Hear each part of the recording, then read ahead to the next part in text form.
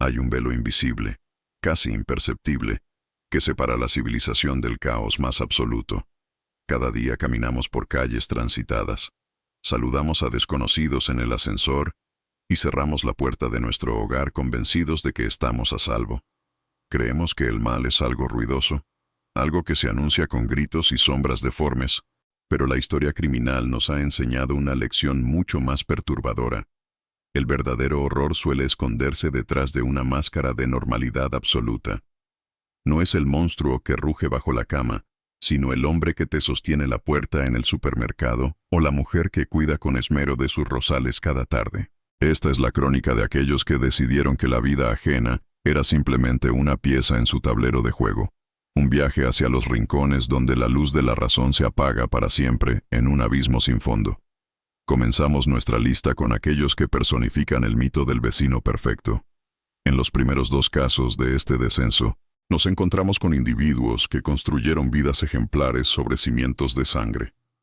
Uno de ellos era el alma de las fiestas del vecindario, un padre devoto y un trabajador incansable que, al caer la noche, se transformaba en un arquitecto del dolor más gélido.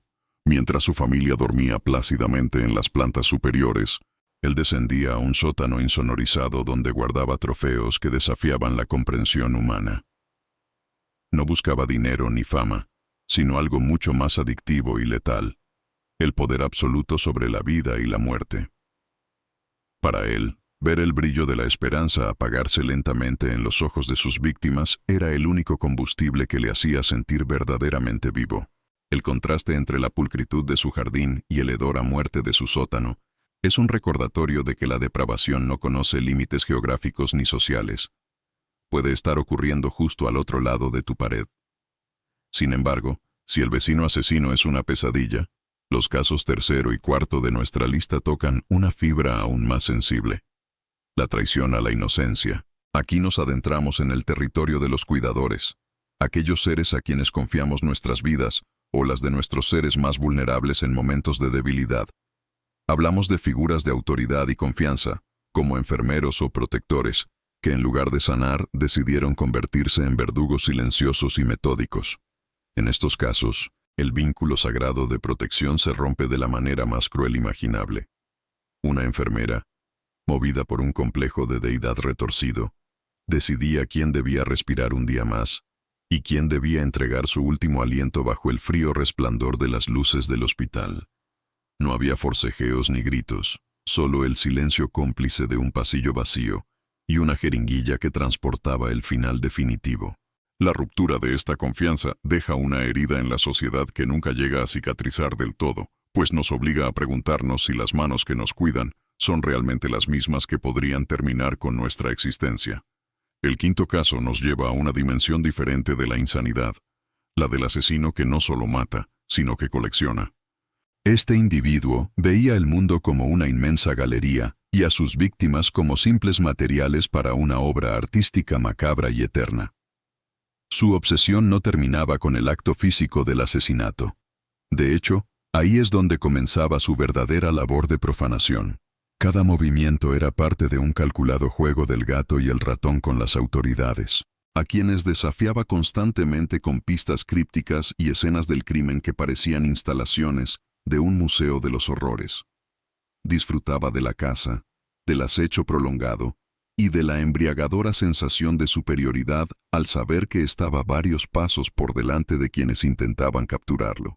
Para él, la identidad de la víctima era irrelevante, pues solo importaba la forma en que su muerte encajaba en su gran diseño final.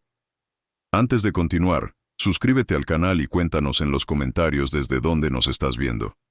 Al observar estos primeros perfiles, surge una inquietante revelación que nos hiela la sangre. El mal no siempre es estruendoso ni evidente.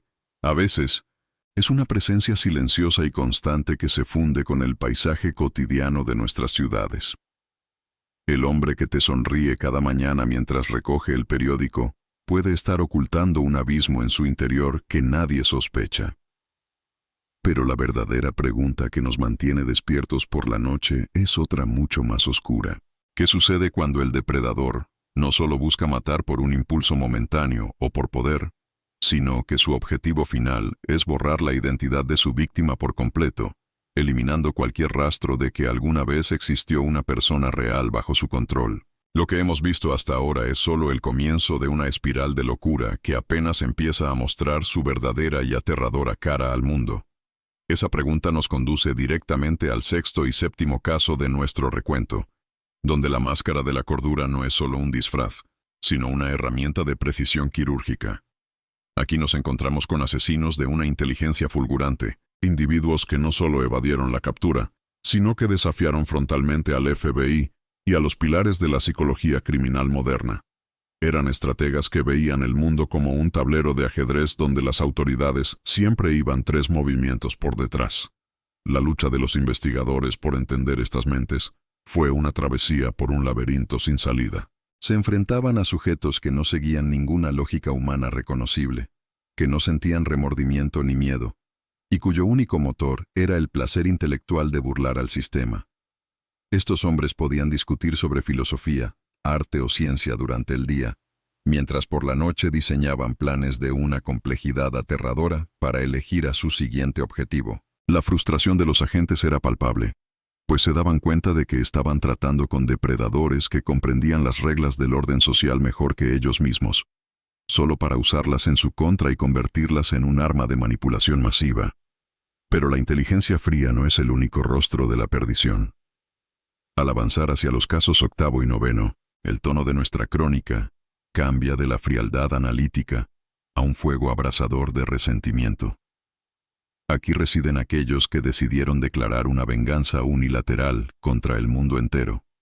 Historias de individuos que, tras sufrir un trauma profundo, un rechazo social humillante o una serie de fracasos personales, transformaron su dolor inicial en una ira ciega e incontrolable. Para ellos, la sociedad no era una comunidad, sino una entidad opresora que debía ser castigada de las formas más crueles imaginables. Su evolución emocional es un descenso doloroso, desde el aislamiento silencioso hasta la explosión de una violencia que no buscaba un beneficio, sino simplemente el desahogo de un alma podrida por el rencor. Estos asesinos no elegían a sus víctimas por lo que eran, sino por lo que representaban. La felicidad que ellos no podían alcanzar, o la normalidad que les había sido negada. Cada acto era un mensaje sangriento dirigido a una humanidad que, según su visión distorsionada, los había empujado al abismo. El horror, sin embargo, alcanza una dimensión aún más perturbadora cuando la maldad deja de ser un acto solitario para convertirse en una complicidad absoluta. Los casos 10º y 11º nos sumergen en la oscuridad de los pactos de sangre, donde el amor y la devoción se transforman en herramientas de manipulación y muerte. En estas dinámicas de dúos asesinos, la relación entre el líder y el seguidor crea una simbiosis venenosa que permite realizar actos que ninguno de los dos se habría atrevido a ejecutar por cuenta propia. El líder, a menudo un carismático manipulador, alimenta las inseguridades del seguidor hasta que la lealtad se vuelve ciega y absoluta. Para estos pares, el asesinato se convierte en un lenguaje compartido, en una forma de fortalecer un vínculo que consideran sagrado, pero que está cimentado sobre el sufrimiento ajeno. La dinámica de poder dentro de estas parejas es un estudio de la degradación humana, donde la necesidad de pertenencia y el deseo de complacer al otro anulan cualquier rastro de moralidad o empatía. A medida que las investigaciones avanzaron sobre estos casos aparentemente inconexos, surgió un giro que dejó a las autoridades paralizadas por el asombro. Lo que inicialmente se trataba como una serie de crímenes aislados comenzó a revelar hilos invisibles que los conectaban. El descubrimiento de una red de crímenes. Una especie de tejido oscuro que unía eventos ocurridos en diferentes ciudades y décadas, cambió para siempre la forma en que entendemos la criminalidad organizada. Casos que habían permanecido en los archivos como misterios sin resolver, empezaron a cobrar sentido bajo una nueva y terrorífica luz.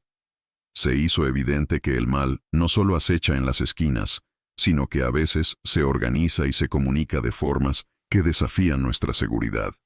Pero incluso estos horrores acumulados, estas mentes brillantes, estos vengadores sociales y estas parejas letales, palidecen ante los últimos 4 nombres de nuestra lista, cuyos actos desafían cualquier descripción médica de la locura y nos obligan a mirar directamente a los ojos del vacío más absoluto. Nos adentramos ahora en el territorio de las cifras que desafían la comprensión humana, donde los nombres de los casos 12 y 13 resuenan como ecos de una pesadilla interminable que se niega a disiparse. Estos no son simplemente asesinos. Son depredadores industriales que convirtieron la muerte en una espantosa cadena de montaje. Sus víctimas se cuentan por decenas, quizás cientos, en un recuento que las autoridades aún hoy consideran trágicamente incompleto.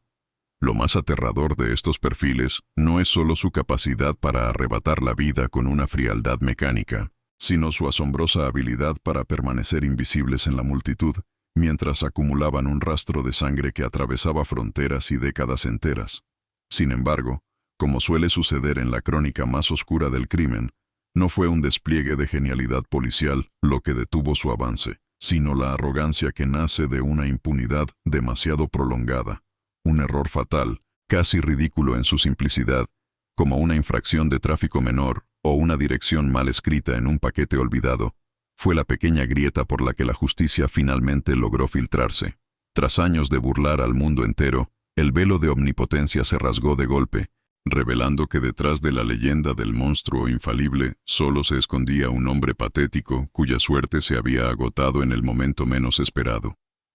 Pero si los números nos estremecen por su magnitud, el caso 14 nos sumerge en una forma de oscuridad que la medicina y la psiquiatría apenas alcanzan a categorizar con precisión.